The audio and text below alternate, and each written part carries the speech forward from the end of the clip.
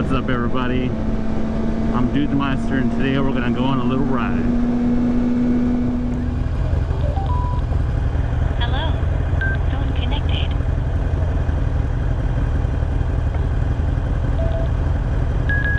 Battery level is low. Group intercom. Oh, I forgot to charge my thing. It's dying. Yeah, it's working. It's just dying. Oh, Yeah. okay. Alright, let's go. Yeah.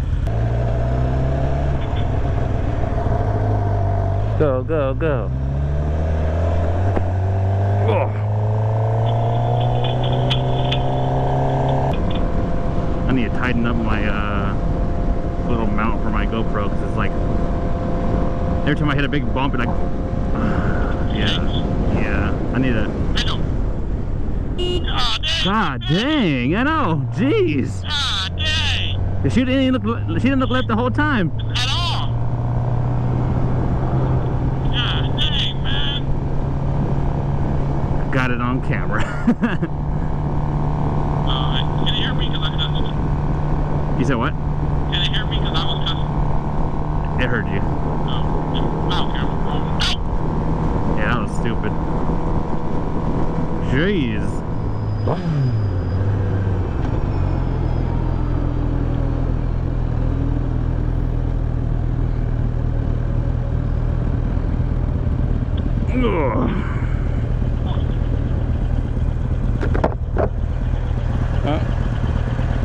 You're trying to see? I was just trying to see if it was still recording. Oh, okay. Hope it was, man. That's gold right there. That's good thing that just happened. It's bad it happened, but nothing serious happened, so it's gold right there. It shows, you know, how bad drivers are. I wonder if it caught her, like, not looking at us.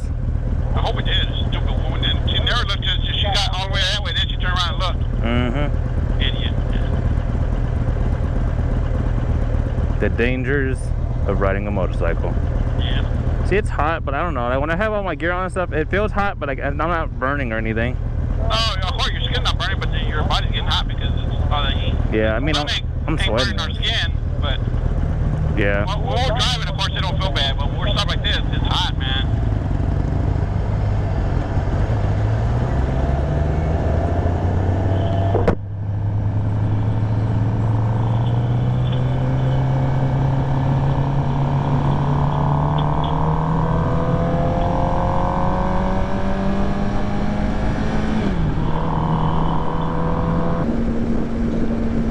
Hello?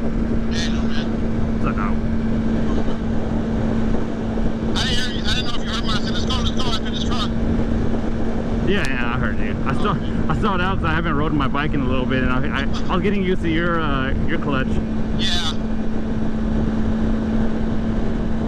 I just got get a little more leeway, right? Yeah. Yours is more like get good right there and there. Yep. Oh, God, dang, it stinks. Yeah, this thing's real bad. Oh, man.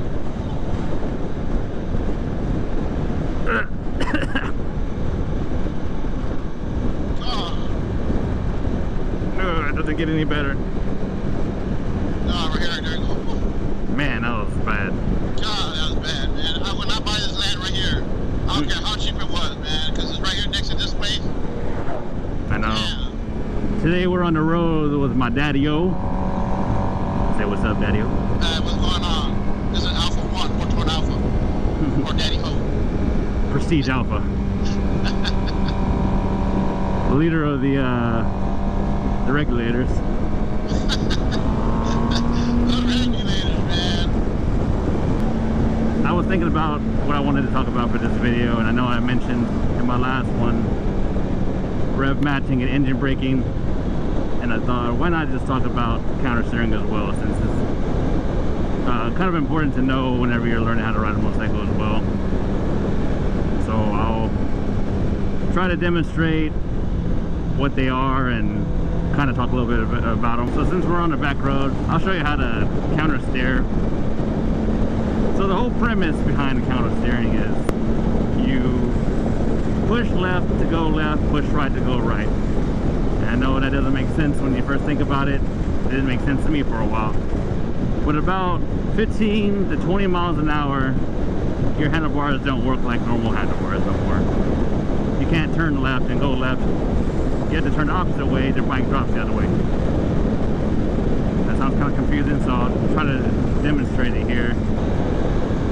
Alright, so once you're up to speed, you can go ahead and practice counter steering. So right now I can push my handlebars left and my bike's going to dip left. So which is, I guess in reality I'm pushing my handlebars to the right and making it drop left. So I'll show that now. So I'm going to push my handlebars like this, and then my bike will turn left. I'll push them again. And the same thing with the right side. If I push my handlebars in on the right side, my bike's going to dip right. So I'll take my hand off like this. If I push, my bike's going to dip. So that's counter steering in a nutshell. I can't really talk too much about that. It's a weird thing that I don't really understand, but it works. And if anyone ever says that they're turning by just leaning their bike, they are more likely counter steering without knowing that they're counter steering. There's no way that you can actually lean around every single turn perfectly or in time, because if you just lean through a turn, your bike's not going to turn quick enough. Disclaimer, I am not a how-to or instructional YouTube channel. I'm just trying to teach you some of the things I picked up along the way. These are things that I've learned in my past 2 years of riding.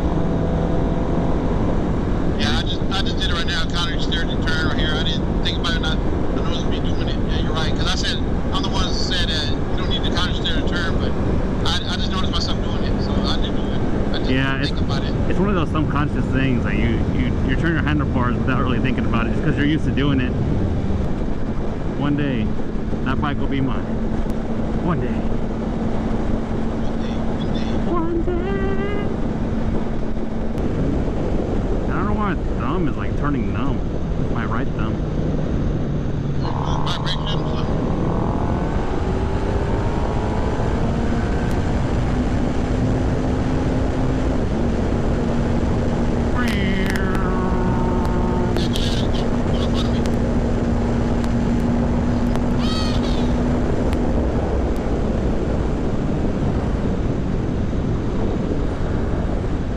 I forgot about this long little... Man, this is a nice little road right here, man. Country road, take me home to the place I belong. West Virginia, something mama, take me home. So quick tip, if you're ever trying to look behind you real quick, you want to take your left hand, place it on your hip. While your hand's on your hip, you simultaneously look back and see who's behind you. And you can give them a nasty mug or whatever you want to do. But I think the hand on the hip is the go-to move for all this. That's the go-to move right there. Yeah. That one's the kicker. If you want to show somebody you mean business, you slap that hand up on your hip. When you dip, we dip. I'm gonna go get some tacos from Taco Cabana real quick. Alright. Sounds like a wiener. Give me some drink and I'm moist.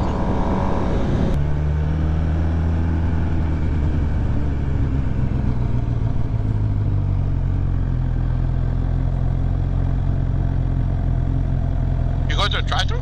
No. Oh, I thought you were going to drive-thru. I was like, yeah, dang. I'm gonna park right here. You mind if I park next to you, Pilgrim? You do you, dog. I call you Pilgrim. A few moments later. Alright, let's go.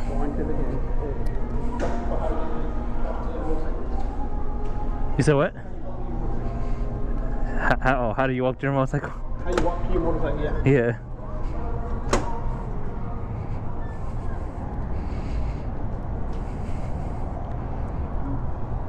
Those are some good tacos. Alright, so I guess after that nice meal, I can try to explain what engine braking and rev matching are now. In a way. Typically, when you are to brake, you just pull in your clutch, let go of the throttle, start applying the brake. Well, with engine braking, you downshift and you just let the bike slow itself down without any throttle.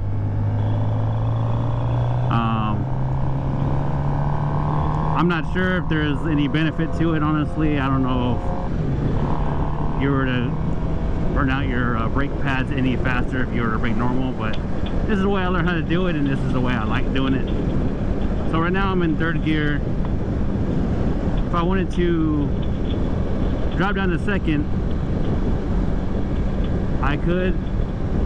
I had to go to the right speed, of course, drop down and just let the bike slow down, and now to be engine braking in a nutshell. But if you want to do anything on top of that, you can do rev matching, which is another way to downshift. So rev matching is the same way you would downshift, but while you downshift, you pull in the clutch. What is this car doing? I know. What is this car doing? I know, I'm an idiot. Anyways, yeah, rev matching is just downshifting. While you pull in the clutch to downshift, you flip the throttle a little bit. Flipping throttle is really just twisting it real quick to make the RPMs go up. So when you downshift, it makes it a little smoother. So you can do that just a normal downshift, or you can do that to engine braking. So I'll kind of show you what that looks like. So I'm in fourth gear right now, going 70 miles an hour. If I were to slow down a little bit, I want to go to third. I'll pull in the clutch, flip the throttle, go down. Now I'm in third gear. And honestly, that's a little smoother way to downshift than just pulling the clutch and kicking down, in my opinion. It is completely not necessary, but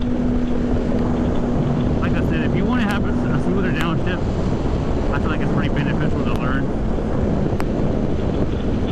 And whenever I come to another stop, I'll yeah, no, I know. I'll demonstrate that. I'll rev match to engine brake.